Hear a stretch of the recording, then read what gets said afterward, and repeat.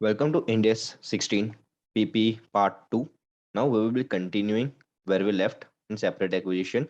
There is a fifth point which is known as rule, dismantling, restoration and other liabilities. In it is there कि हमें future में पता है कि हमें इस पीपीयू की डिसमेंटल करना पड़ेगा या फिर फ्यूचर में रिस्टोर करना पड़ेगा.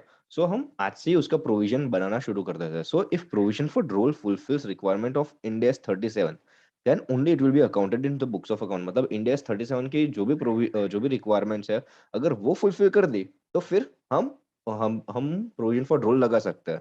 सो there are three steps to calculate amount of role. अब वो हम एक एग्जांपल के थ्रू ही देख लेंगे. So example X Limited has a machinery having a present cost of dismantling of rupees 10 lakhs.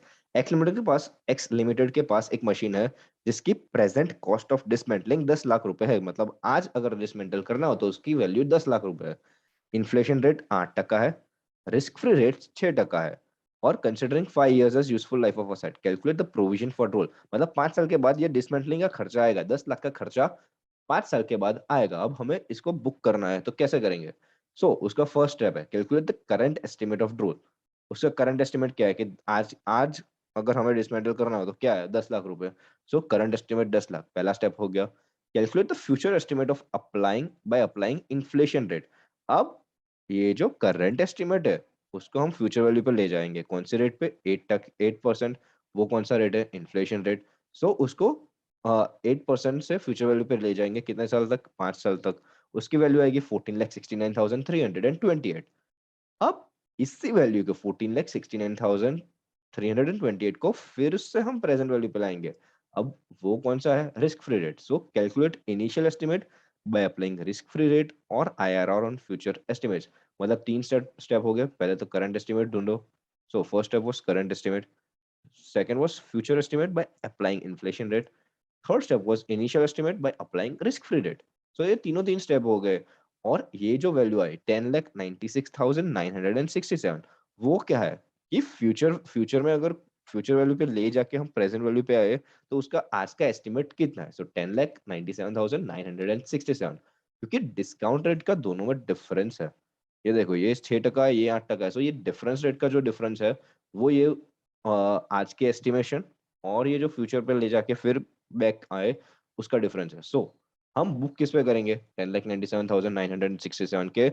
हमें 5 साल के बाद ये वाला खर्चा होने वाला है. PPA account debit to provision for role 10,97,967, 10,96,967. अब ये वाली जो अमाउंट है वो ये तो पीपी में चली गई. ये तो डेप्रिशिएट होनी चालू हो जाएगी. अब हमें है ना, हमें ये वाली वैल्यू चाहिए. 14,69,328 वाली वैल्यू हमें चाहिए. अब हम हर साल 6% से हमारा प्रोविजन बढ़ाते जाएंगे ताकि 5 साल के बाद हमारे पास 14,59,328 रुपए पड़े हो. So at the end of the year हम क्या करेंगे? Finance cost account debit. क्या किया? 10,97,967 इंटू 6%, वो आया 65,878 टू प्रोविजन फॉर रोल. मतलब प्रोविजन बढ़ाया. अब ये जो फाइनेंस कॉस्ट है वो हम पीएनएल में बुक कर लेंगे. PNL account debit to finance cost 65,878. और इसका डेप्रिसिएशन तो चार्ज होता ही रहेगा. Depre will be charge to PNL.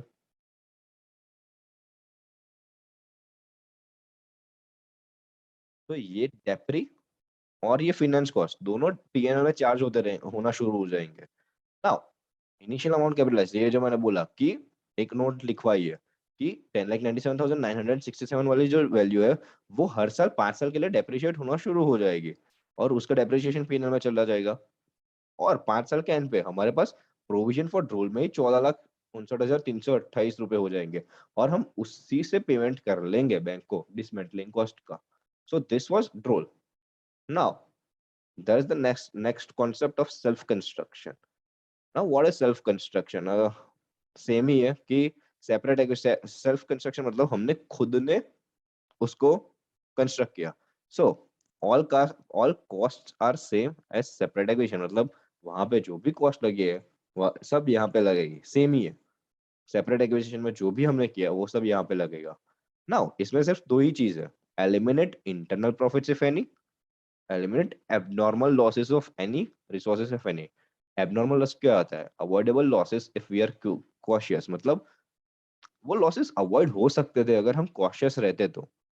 Normal loss को हम इंक्लूड कर देते हैं, बट इसमें एबनॉर्मल लॉस अगर कोई भी हो तो फिर उसको एक्सक्लूड करो। So example, losses due to strike of labourer, abnormal wastage of material, abnormal ideal time of labour, so ये सब हम एक्सक्लूड कर देते हैं।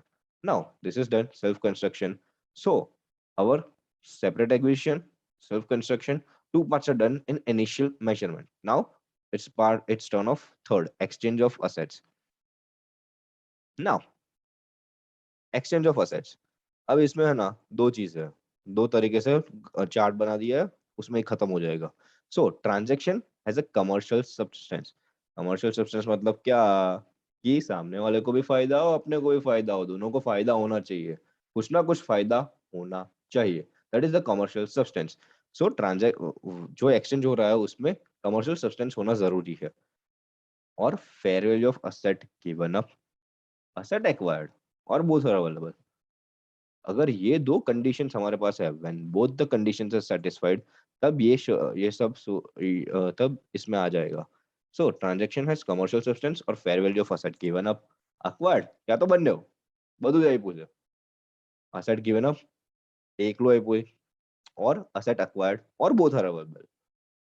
When both the conditions are satisfied, then the asset acquired will be accounted at fair value, fair value पे आएगा after adjusting cash और cash equivalents, मतलब फेयर वैल्यू पे आएगा। और अगर कोई कैश की मांगनी और देनी होनी हो तो कैश और कैश इक्विवेलेंट पे आ जाएगा। So fair value after adjusting cash और कैश इक्विवेलेंट्स।